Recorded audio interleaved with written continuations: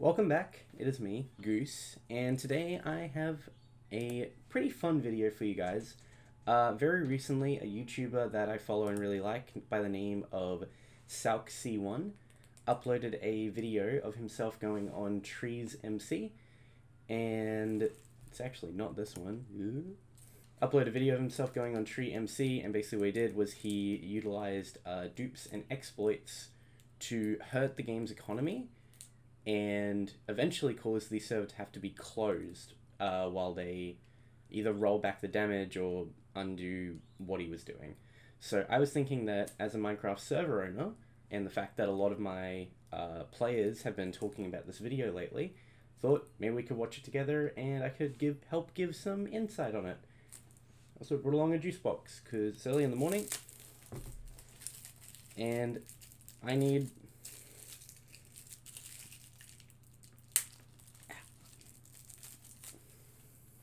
juice. Alright, so the last time we duped on this server, a mod found our base and he quickly banned us after we dropped some items to a few people at spawn and bought out the auction house. But they never closed down the server to roll back the damages. I think this is our time for us to kind of figure out what this server's like. Let's get into the culture of the server and see like how we can exploit this server. Undercover. So start playing on the server like you normally would. Here, I'm gonna just ask, hi, and I join a town. Oh my god, two people just... So I'm going to stop it there for a little bit. It's kind of interesting, and I have to give a lot of respect to SalC. So as you might imagine, being the owner of a server, or even just being staff on a server, you see a lot of trolls come through. People who really just don't have any interest in playing on your server. They're just there to try and get reactions and cause trouble. Generally speaking, these trolls are people who I would call are very stupid. And it's not because, they waste my time. It's not a grudge against them. It's just that the way that they troll is so bad. You know what I mean? They log in, they run around spawn for 2 minutes, and they start making a hassle in chat, dropping offensive words, and then they get themselves banned. And really, they haven't accomplished a lot, you know? Whereas I feel like I have to give a lot of respect to SalC, because immediately he's like, alright, well, we did this one dupe, and it didn't get rolled back, and, you know, which is the part 1 of the video, which went really well. So now let's get ingrained in the server culture and figure out on a really deeper level, how to break it, which is evil, but I have to respect it. I really do. Exactly. Oh my god, so there's a giant, board of signs here, just filled with rules. There's 18 rules. 1, do not grief. 2, do not steal. 3, do not fix griefs. So you do summon grief. So as you guys know, I used to run a town by the name of Primori. It was huge. It got really out of hand towards the end of the first map and had 150 members. On the second time around, it had 90 members before I eventually left that server.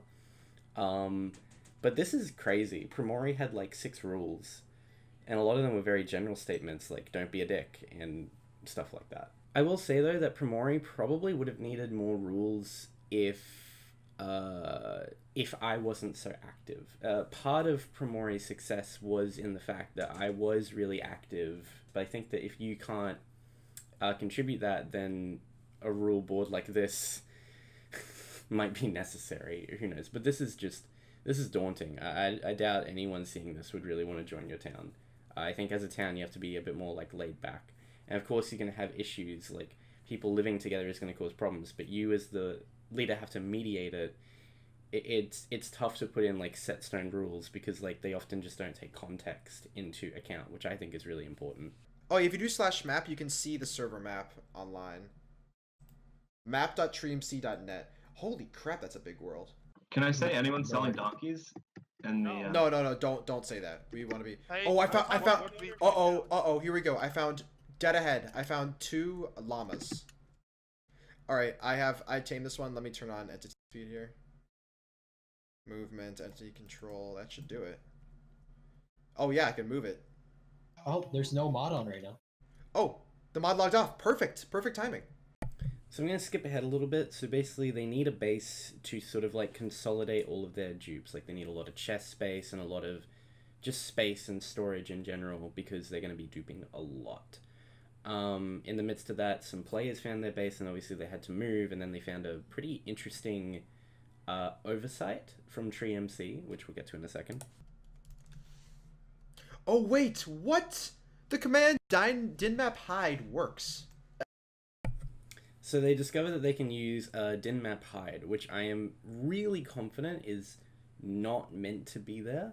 But essentially what probably happened was that when trees were setting up their permissions, they probably just either left the permissions on default without touching it, and hiding on the map is probably a default permission, or they sort of gave like a bunch of permissions using like an all permission node, which basically means that you get all permissions and then just set a few like admin and reload to deny. Obviously they did say that the server was in beta, which could be it, but really this is an issue that I think should have been patched out when Dynamap was released. Whenever they installed Dynamap for the first time is when they should have configured the permissions. And the very fact that they didn't, they just installed it and then moved on to something else, is why you now have issues like this, which is important, why it's important to really test your plugins every time you're installing a new one. Everyone type /dinmap hide to hide yourself from the dinmap. You're now hidden on dinmap. Yeah, it's easy. Okay, I'm creating like a big area for our chests. We need a bunch of wood. All right, I'm getting a llama down here right now. If you guys want to teleport to me, crate keys into shulker boxes, but we found a way around it by just using hoppers. Yeah, and just fucking hoppering them in. So once again, another kind of oversight. This is a bit more understandable since it's in beta, since it's kind of a more specific thing you have to check. But essentially they have these crate keys, which can't be put in shulker boxes, presumably for things like this, or some other reason, who knows. But really easy way to get around it, you just put it through a hopper. I wouldn't know how to fix that off the top of my head, but to be honest, I think that because crate keys on most servers are a rarity, I think you should probably just set it somewhere that crate keys just don't go into anything. They don't get absorbed by hoppers, they don't go into chests, they don't go into shulkers, they don't go into ender chests, they just go in your inventory and go use it straight away, because I can't think of a very good reason to hold them up. Because if you're not doing that, then you should be going to the other end of the extreme, which is just let them go in everything. Trying to make it so that it can't go into shulker boxes ultimately doesn't work because of the hopper trick, and kind of makes the server owners look like an idiot. No way. Yes. No fucking way. Yeah, so I think everyone needs to get like a good bit of voting keys, iron golem spawners, and diamonds, and just go at it. How'd you get that iron golem spawner, by the way? I sold a bunch of diamonds and went to spawn and bought it. Oh, you bought it from the... Oh, wait, let me... Is that the most expensive item you can buy? Yeah. So I'm going to skip a bit forward to when they start actually doing the main damage of the server. So, like I said earlier, they're not just simple trolls who've come on, say a few bad words, get banned, they've made no impact. What they're doing is that they have duped a lot of incredibly valuable server resources, like iron golem spawners and crate keys, etc. And now they have just hundreds of stacks of these items, and they're walking around with shulker boxes full of them and just throwing them at the general player base. This is really tough for the server owners, because the server logs, as far as I'm aware, unless there's a plugin that does it, don't keep track of what you're throwing out of your inventory, like when you just drag and throw something on the ground. So essentially what happens is that they're throwing stuff, and the server has no way to track not only like where it was thrown, but when it was thrown and who picked it up, anything. And it would be very hard to trace all of that back and undo all the damage that's done, because then once someone has the shulker box, you know, they're not a hacker, they're not cheating, so they shouldn't get banned. But what should you do? Is it reasonable of them to use the items? I'd say so. Some invisible person just threw a box full of crate keys. Why wouldn't you go use it? It's not your fault. Like, you're not the one who duped. So they're in this tough situation where the general player base, their own community, is destroying the server. And obviously if they start banning members in the community, there might be important community members within there that could hurt the server, meaning that the only real viable option is to do a rollback, which also hurts the server. So let's just keep watching what SalC does. Alright. I'm gonna give the guy some stuff. Oh wait, he sees me. What are they gonna say? They're saying, what the fuck? I just gave someone like 29 stacks of diamond block. These two players here actually gave SalC a bit of a hard time. Basically, I don't think they used the shulker boxes and basically alerted it to like higher authorities on the server to try and like have it stopped, which is really impressive that there were people who were aware enough in the community to do that. I think it's important to mention though that SalC was very smart with the fact that he was using an invisibility potion. Normally it doesn't affect the mods, like it's a minor inconvenience for them just to like find out who's around them, but really like the mods aren't going to be bothered by you being invisible. You're not going to be able to hide from them. But the general player base, they might be able to see the particle effects around you when you're invisible, since you do sort of like radiate particle effects, but they can't see your username, which means they can't report you, which gives SalC and his crew a lot more time to go around and continue. And time is what they need because once they've started, they need to do a lot in a very short amount of time. So they need to distribute as many hacked and duped items as they can before, you know, some big server owner or mod catches on to them.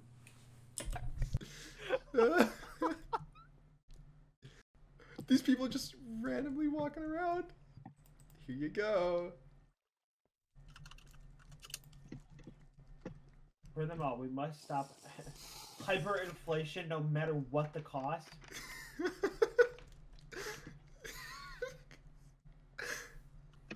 Why did I get what? teleported to spawn? Oh, wait, Yeah, why what? did I get teleported? Oh, no, Queue. Dude, the server closed. Wait, what? No way. The server closed. They closed the No way. server. So at this point, server's closed. That's got to be an absolute win for SalC, to be honest, because I don't know like what more he could have hoped for, but yeah, he caused the server to close, which is a bold move from the owner, which was the one who was online that made the decision. But I think it was warranted because you have 60 players online. It's going to be a bit hard to track down like who exactly is like throwing the items around when no one can report to you like what the username is. You have to like check through the whole list. Time in this case is money because players are obviously like throwing around these shulker boxes and you have to get on top of it before either more of them are distributed or the people that have gotten them start using them. So I can understand this decision from the owner. Yeah. Oh my god. They closed the fucking server. Holy shit. Oh my gosh. Are you still in the server though? They don't know your IGN. Wait, How he's is in the room with the owner. He's in the room with the owner. Look at Discord. What? Oh, I'm sorry, I have to record this. Holy fuck. Oh my, how are you in the server? It'll win. It's literally like against Mojang's terms of service, so. And duping isn't, so he has nothing against us. Yeah. Alright, so let's talk about that. So they're talking about how their server is pay to win and it goes against Mojang's terms of service. Let's actually talk about that for a moment. So I want to start by going on to if I can spell it right. Okay, so looking at it, it looks like TreeMC is in a bit of a pickle right now because their website can't be reached, so it's presumably either being DDoSed or it's down. It's sure to be noted that their Twitter account has been locked, and their website actually takes you to a Discord, which when clicked on goes to an invalid invite. So I would say that because of how viral this video by SalC went, they're currently trying to like lock their server down and keep people out in the hopes that things will blow over, which I don't know is a very good response, to be really honest. But I think that I get the idea of TreeMC, so I'm going to call out a different server and kind of like show you a top server's donation store. Here we go. So this server is one that I saw a while ago. It is extremely popular. It's called Mind Superior. It is a multi-server network with tons of different servers such as Survival, Creative, Kits, Skyblock. You get the idea, right? So the one that we're interested in the moment, Townie would be more fitting for me to look at, considering that SalC was hitting a Townie server. But just for the purposes of this, I'm going to go into survival, since it's more of a general thing that everyone can understand. So essentially, most servers go by a rank system, and servers that usually do this will have a way to gain the ranks in-game, or they're going to do like monthly giveaways where they give away a rank upgrade to someone who does something. So if we look at like just the Squire rank as an example, you're looking at, you can buy the ability to gain XP in-game, you can buy the ability to gain money in-game, you're buying perks like homes, vaults, auction house slots, etc., and additional perks, etc., like back and compass, and that all makes sense. If I'm being really honest, I don't overly have a problem with perks like fly.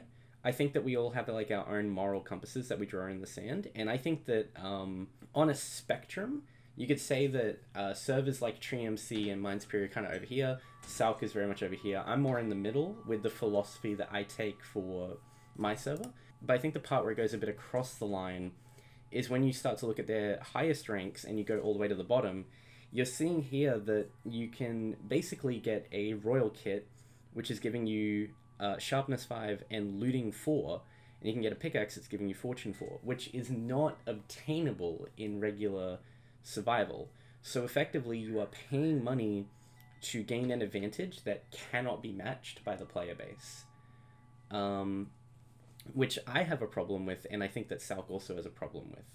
Essentially, when I think of things like fly and back, to me what they are is that they're convenience perks, so to speak. Fly basically allows you to travel easier, and it's like it cuts out the need for scaffolding, making building a bit more easier. You can get by without it, especially once you get your hands on the elytra, considering especially that elytras can go faster than fly, which is why I don't have a problem with selling it. What I do have problems with the perks like Vanish, God, and Creative, because perks like that make you basically immune to damage, which is not the type of environment I want to have. Like I said, I draw my lines in the sand. I've got my own moral code that I stick to, and I think that it's important for a lot of servers to have that. But let's talk about SalC's philosophy, because he's very much in line with Mojang's core ideas, which if we go to the Mojang EULA, and then I can walk you guys through the EULA process and why this is kind of a big deal. So the main rule of the EULA is that you cannot make money off of anything that they have made. Now, keep in mind, this does not mean that you can that you can't have a server with a donation store, because you can. It just means you have to be careful about what you're selling on there. If you're selling in-game items like sharpness 5, looting 4, diamond swords, you're violating the EULA, and a lot of servers do it. I would say 98% of servers violate Mojang's EULA, and I'm not afraid to admit, mine included. The thing is, though, is that I wouldn't really know how to build a donation store without it, because basically what they outline in the EULA is that you can only sell cosmetics. So that's things like your pets, wings, name colors, chat color. That's kind of it. And if you go to really big servers like Hypixel, you'll see that they're actually very EULA compliant, because everything they do over there is very cosmetic in how you buy it. So if we go to the Hypixel store, you can see you've got the MVP lifetime rank, which going down gives you extra guild halls, punching staff, nickname commands, lots of extra gadgets and guild tags. It's all very cosmetic stuff. I don't really know what's in the loot chest though. If it's yeah, I don't really know what's in the loot chest, because if it's more cosmetics, that's fine. But if there's any items in here, then those obviously aren't allowed either. It should be noted that a little bit later on, they talk a bit about 2b2t, and I think that that's an interesting comparison, because 2b2t only has a single monetization option, which is the fact that you can pay for priority queue. But it's important to note that that priority queue also goes against the Minecraft EULA terms of service, because Minecraft's EULA basically outlines that if you have a paid entry for the server, then that must be the standard for everyone. So either everyone gets in for free or everyone gets in for a fee. You can't have a bit of both. Like, you can't have VIP priority. And they do outline that in a very recent EULA that made their like one rule like very specific and outlined a lot of points. I might link it in my video description if you guys are curious about reading it. Explain what you're doing. Now that you've done that, we've done. Will you help us patch it or no? Say, we'll tell you how to patch it, as long If you as you talk don't us- make if you the talk server pay to win. I know it's in there too. The fuck do you want? You're so toxic. Say your server's fucking bricked, bitch. So your server's trash. Your server is fucking bricked. Say there's 50 dupe stashes just like this. Say, stop screwing little kids out of their parents. Here, the owner of TreeMC says we weren't told to comply yet. For those who don't know, what the process is that if Mojang finds out that you're not running a EULA compliant server, they don't shut it down straight away. It should also be noted very specifically that a EULA isn't a legally binding contract. It's suggestions, and the company can remove your server for any reason. They don't really need one. The EULA kind of like outlines their policy, more to speak. If you violate a EULA, you're not subject to lawsuits or anything of that nature, because it's not a legally binding contract. It can't be. So what Mojang is doing with their EULA is that they're basically outlining like, please do this or we will do this. In this case, what they will do is that they will blacklist your server IP, which I'm pretty sure servers like Mine Superior actually have a blacklisted IP. But what they do is that they have a secondary IP, and then every day they've got different IPs that basically reroute to the main one, so that you're constantly able to join them, and that Mojang is incapable of blacklisting their server, which is definitely a way to get around it. Let's say, though, that you run a big server. Obviously, your server has to be massive for Mojang to really notice you, because TreeMC is a huge server. It had like 80 players online at off hours when there were no staff on.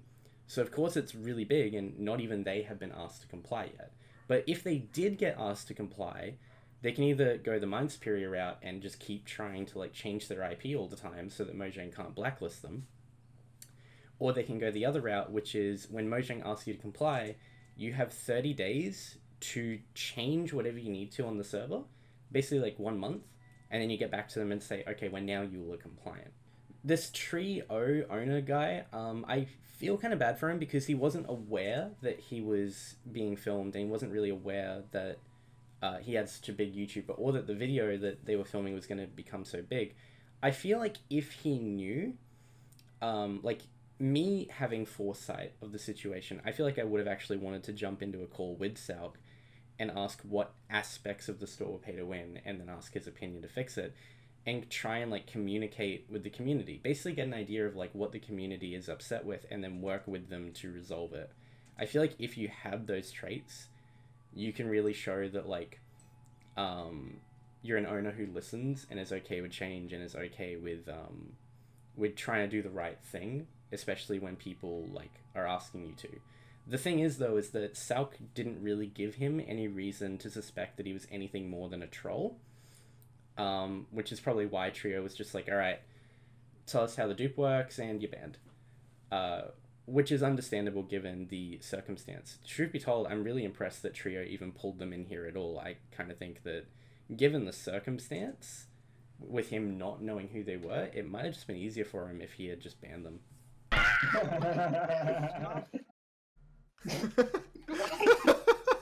I didn't want to be there anyway.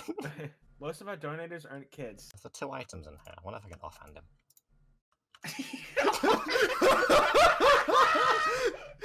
No! Oh, you got banned for you got kicked for packets. Damn.